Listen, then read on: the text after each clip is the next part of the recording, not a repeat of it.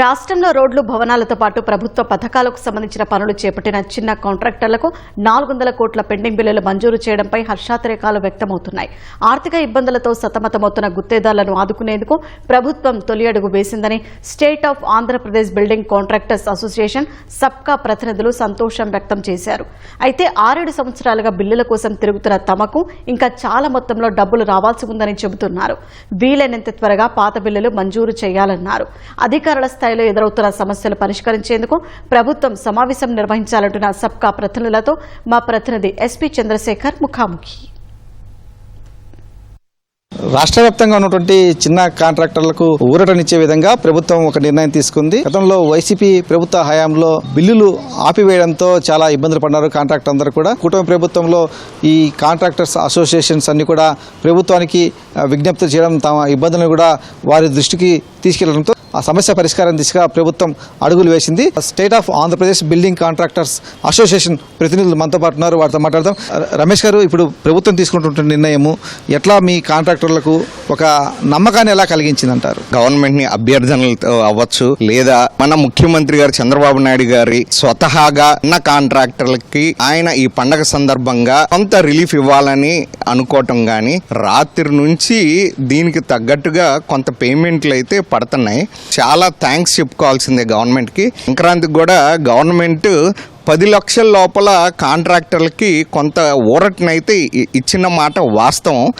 కానీ దీని తర్వాత ఏదైతే ఇయర్ ఎండింగ్ మేము పేమెంట్స్ పడతాయి అనే ఆశ అయితే ఉంటుందో 2025 మార్చ్ ఎండింగ్లో మాత్రం అది కొంచెం నిరుత్సాహం అయితే గవర్నమెంట్ పరిచిందండి కాంట్రాక్టర్ని. ఒక్కసారి మా సబ్కా కాంట్రాక్టర్స్ అసోసియేషన్ని ఒక్కసారి పిలిచి మా గ్రౌండ్ లెవెల్లో ఈ కాంట్రాక్టర్ల ఇబ్బందులు, ఏ గ్రాంట్స్ ఎలా పెండింగ్ ఉన్నాయి, ఏవి చేస్తే ఎక్కువ మందికి రిలీఫ్ వస్తుంది అనే దాని గురించి ఒక మీటింగ్ ఒకటి ఆర్గనైజ్ చేస్తే మాకు ఒక మంచి ప్లాట్ఫామ్ దొరికినట్టు ఉంటుందండి. చాలా గవర్నమెంట్ వచ్చిన తర్వాత కొన్ని మంచి జీవోస్ కొన్ని రిలీజ్ చేసింది, అది కాంట్రాక్టర్లకి చాలా ఉపశమనం ఇస్తుందండి. అవి గ్రౌండ్ లెవెల్లో ఇంప్లిమెంట్ అవ్వట్లేదు, అధికారుల దగ్గర అది నిర్లక్ష్య ధోరణి జరుగుతుందండి. దీన్ని గవర్నమెంట్ కొంచెం సీరియస్ తీసుకొని ఏ అయితే జీవోస్ రిలీజ్ చేస్తుందో గవర్నమెంట్ అయ్యి ఇంప్లిమెంట్ అయ్యేటట్టు ఇన్స్ట్రక్షన్స్ కొంచెం స్ట్రాంగ్గా అధికారులకు ఇస్తే ఇది ఈ ఫలాలన్నీ అందరికీ అందుబాటులోకి వస్తాయండి. వెంకట్రావు గారు, ఇప్పుడు ప్రభుత్వం తీసుకున్నటువంటి ఈ నిర్ణయం వల్ల రాష్ట్ర వ్యాప్తంగా ఎంతమంది కాంట్రాక్టర్లకు అంటే ఏ పనులు చేసిన వరకు లబ్ధి చేకూరే అవకాశం ఉంది? ఇంకా ఎక్కువ మందికి ఈ బెనిఫిట్ రావాలంటే ప్రభుత్వం ఎలాంటి స్టెప్స్ తీసుకుంటే బాగుంటుంది? రోడ్స్, బిల్డింగ్స్ చేసిన వాళ్ళకి ఉపయోగం జరుగుతుంది. మెయింటెనెన్స్ వర్క్లు చేసిన వాళ్ళు కూడా చాలా చిన్న చిన్న పేమెంట్లు పడుతున్నాయి. అది చాలా శుభపరిణామం. అంటే ఇంకా కొంచెం రేంజ్ ఎక్కువ పెట్టి కొంచెం ఎక్కువ విడుదల చేస్తే కొంచెం సుమారు ఒక 2,000 కోట్ల రూపాయలు మినిమంగా రిలీజ్ చేస్తే మాకు కొంచెం బెనిఫిట్ ఎక్కువ అవుతుందని ఒక ఆశాభావంతో ఉన్నాం. 5-6 ఏళ్ల నుంచి చాలా ఇబ్బందులు ఉన్నామండి. ఈఎంఐలు కట్టుకోలేని పరిస్థితిలో ఉన్నాం మేమంతా. బ్యాంకర్స్ నుంచి విపరీతమైన ఒత్తిడి ఉంది. కొంతమంది ఆత్మహత్యలు చేసుకున్న వాళ్ళు కూడా ఉన్నారు ఈ పేమెంట్లు రాక. ఇప్పుడు కొంచెం మాకు ఈ గవర్నమెంట్ వచ్చినా కొంచెం ఊరటగా ఉంది. కొంచెం గంగన్న గారు, ఇప్పుడు ప్రభుత్వం ఇచ్చినటువంటి బిల్లులో మళ్ళీ మీరు జీఎస్టీ రూపంలో కూడా వాళ్ళకు కొంత చెల్లించాల్సి ఉంటుంది. మళ్ళీ మీరు మార్కెట్లో కూడా వదిలే అవకాశం ఉంటుంది కదా, మళ్ళీ మీరు పనులు చేసేదానికి. సో గవర్నమెంట్ కూడా ఎలా బెనిఫిట్ అవుతుంది ఈ బిల్స్ అని కూడా క్లియర్ చేయడం వల్ల? ₹1 కనుక బిల్లు వస్తే 18% జీఎస్టీ కట్టాలండి. గవర్నమెంట్ కనుక మాకు ₹1 కనుక ఇవ్వగలిగితే మేము 18 లక్షలు జీఎస్టీ కట్టాలి. జీఎస్టీ రూపేణా గవర్నమెంట్కి కూడా ఆదాయమేనండి. దయచేసి ఇప్పుడు మాకు 400 కోట్లు అనేది చాలా తక్కువ అమౌంట్ అండి. ఏదైనా ఒక 2,000-3,000 కోట్లు అన్న వాయిదాల ప్రకారం కనుక ఇవ్వగలిగితే మేము బయటపడతాము.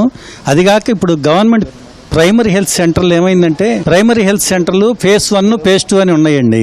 వాటిలో ఫేజ్ 1, ఫేజ్ 2 ఏవి కూడా డబ్బులు ఇవ్వట్లేదు. 5 సంవత్సరాల నుంచి 2020లో టెండర్లు జరిగినాయండి. ఆ 2020 నుంచి ఈ రోజు వరకు కూడా ఫేజ్ 1లో అసలు డబ్బులు అసలు ఎక్కడ ఉన్నాయో తెలియదు, వస్తాయో తెలియదు, రావో తెలియదు. అలాగే ఫేజ్ 2 డబ్బులు ఉండి కూడా పేమెంట్లు ఇవ్వట్లేదులేండి. అందుకని దయచేసి మాకు ఎమ్మట ఏదన్నా పేమెంట్ ఇచ్చే మార్గం సీఎం గారు కూడా కొంచెం దృష్టిలో పెట్టుకొని చేయగలిగితే మంచిదండి. చాలా వరకు బీజేపీ ఎమ్మెల్యే విష్ణుకుమార్ రాజు గారు చాలా సహాయం చేశారండి. అసెంబ్లీలో కూడా ఆయన మాట్లాడబట్టే ఇవాళ 400 కోట్లు కూడా రిలీజ్ అయినాయండి. రవి గారు, ఇప్పుడు ఈ బిల్డింగ్ సిస్టమ్ లో కూడా కొంత వెసులుబాటు కావచ్చు, లేదా సెంట్రల్ గవర్నమెంట్ స్కీమ్స్ సంబంధించిన బిల్స్ మంజూరు వల్ల కావచ్చు, ఎలాంటి చేంజెస్ ఉండే అవకాశం ఉంది? గవర్నమెంట్ కూడా క్లెయిమ్ చేసుకునే అవకాశం ఉంది కదా సెంట్రల్ గవర్నమెంట్ సంబంధించి. సో దాని గురించి ఏం చెప్తారు? దాదాపు నా 1.5 పెండింగ్ ఉంది సార్, అప్లోడ్ అయిన బిల్స్. ఇప్పుడు అవన్నీ సెంట్రల్ స్పాన్సర్ స్కీమే సార్. నాకులాగే త్రూ అవుట్ ఇప్పుడు స్టేట్లో 800 కోట్ల చిల్లర పెండింగ్ ఉండిపోయింది సార్ జేజేఎం.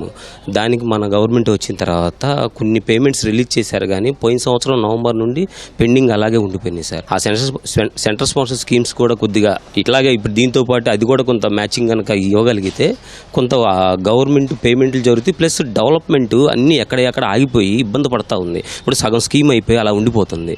ఆ స్కీమ్లో వాటర్ తాక ఆ ఊర్లో వాళ్ళు చాలా ఇబ్బంది పడుతున్నారు. కాబట్టి ఆ రిమైనింగ్ పేమెంట్లు ఇచ్చుంటే కనుక ఈ చేసే పని అంతా కూడా పూర్తయి ఫుల్ఫిల్ జరిగి గవర్నమెంట్కి కూడా దానివల్ల ప్రతిఫలం ఉంటుంది. ఇది చిన్న కాంట్రాక్టర్ల అభిప్రాయం. ప్రభుత్వం కనుక ఈ 400 కోట్లు కాకుండా సమావేశాన్ని ఏర్పాటు చేస్తే కనుక ఈ బిల్లుల పరిష్కారం మరింత ముందడుగు పడుతుందని చెప్పేసి కూడా వాళ్ళు అభిప్రాయపడుతూ ఉన్నారు. కెమెరామెన్ అలీతో పూర్ణ చంద్రశేఖర్, ఈటీవీ న్యూస్, గుంటూరు.